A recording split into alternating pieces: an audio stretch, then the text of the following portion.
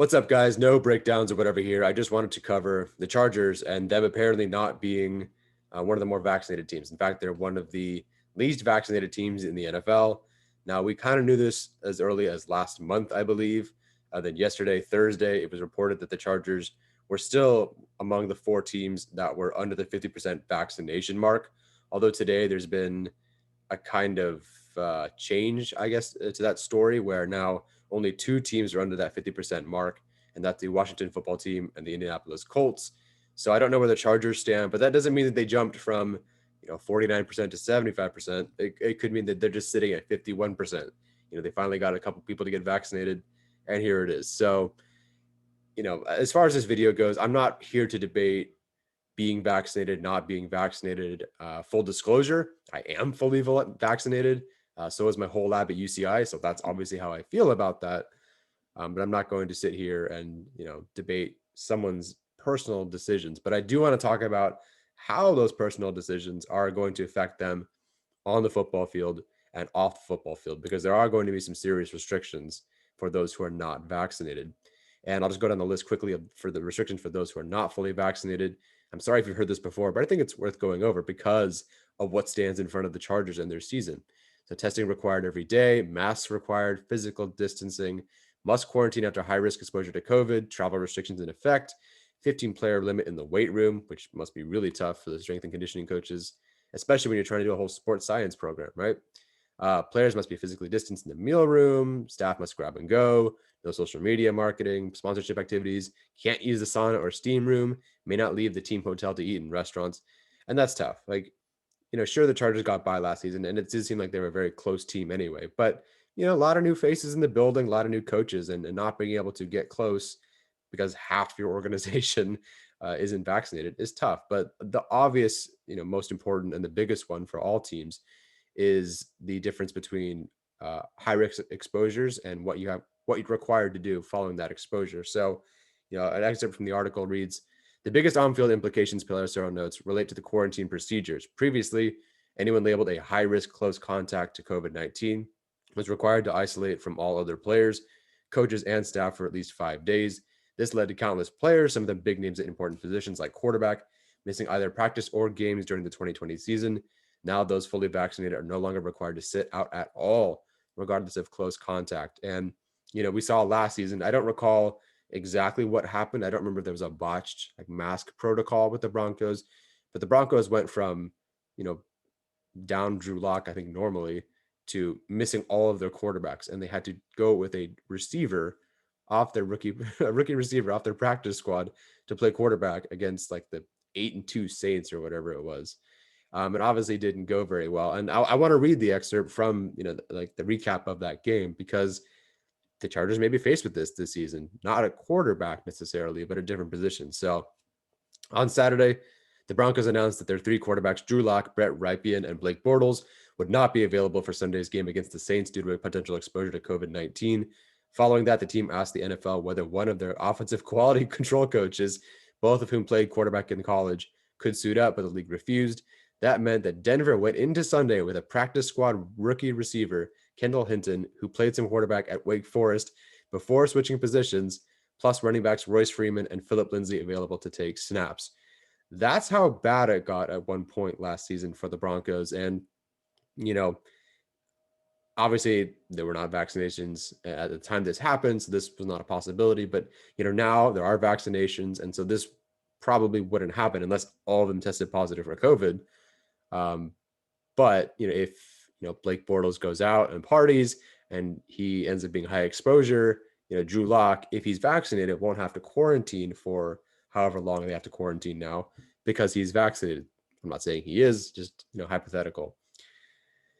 And so we get to the Chargers and, they don't list who is vaccinated and who is not vaccinated.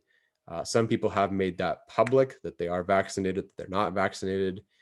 I don't know all of them off the top of my head, but I know like Justin Herbert is vaccinated. So if Chase Daniel goes out and goes buck wild and parties like crazy and is someone near someone and is high risk exposure to COVID, or the opposite, if someone in his family happens to just pick up COVID, and he's a potential high risk guy, even if he didn't test positive, if Chase Daniel has to quarantine, he has to quarantine. But Justin Herbert won't have to because, unless he tests positive, of course, Justin Herbert is vaccinated. So he gets to be on the field, which is good. The other side of this is those who are not vaccinated. And I'm not trying to villainize anybody. Again, I'm not judging anyone for, their personal decisions, but you do have to think of this in terms of football.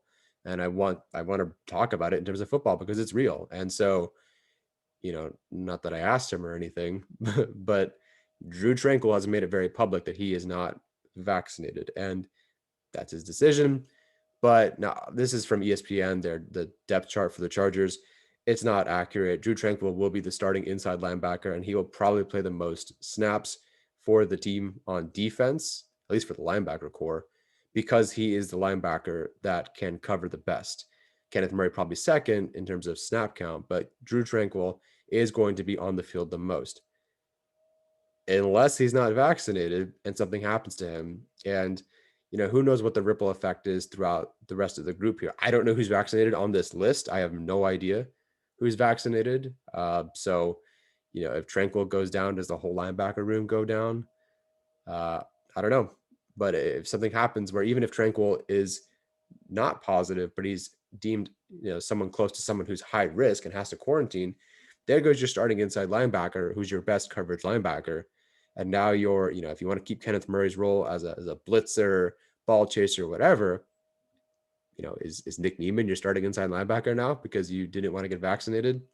So it's going to be very tough for the Chargers to navigate this if they're a team that, I assume that because they were under 50% yesterday, I'm pretty sure that they were pretty close to 50%, even if just slightly above today. I'd love to know differently, but we're going with what we know. And the Chargers are among the lowest vaccinated teams in the league. So this has a lot of implications. And, the Chargers were pretty good last season. One of the few things that Anthony Lynn did very well was, keep the organization from contracting. Well, sorry, he didn't keep them from contracting COVID, but he did, make sure. It seemed like he and the organization really made sure that the Chargers were not exposing themselves unnecessarily, and it in general worked out pretty well. And even Hunter Henry, who ended up having to quarantine or got COVID and wasn't able to play the final few games, he got paid. So it worked out in general, but there's just so much this season. Like, do I expect them to win the Super Bowl? No. Do I expect them to make a heavy playoff push? No. Not this first season. If they do, great. Hey, I bought season tickets. I'd love for them to be good. I'd love to watch a winning product that I paid for. Well, not the product itself, but the show. And so, great if they win, but they should try to take that next step. They have to show that, Lombardi's a good coordinator, and he can't do that if his guys are hurt, or, Staley, his hat is being a defensive coordinator. And if his linebackers are out, not that he really his linebackers aren't really his thing, but, if Tranquils goes down, and let's say that means, a couple other guys have to go down too because they're all high risk, what do you do? And the secondary is so weak as is. If one guy gets, exposed in the secondary and everybody else has to go down, who are we playing? Is it Ryan Smith, Ben DeLuca, Brandon Faison, John Bryan, and Dante Vaughn? Are all these guys going to have to step up, and play, the Cowboys in week 2? I don't know. So it's something to keep an eye on for sure. I am obviously worried about this from a football standpoint. And, I'd like to see the number change, but time will tell. So that's it. Just wanted to go over that. Take care, guys.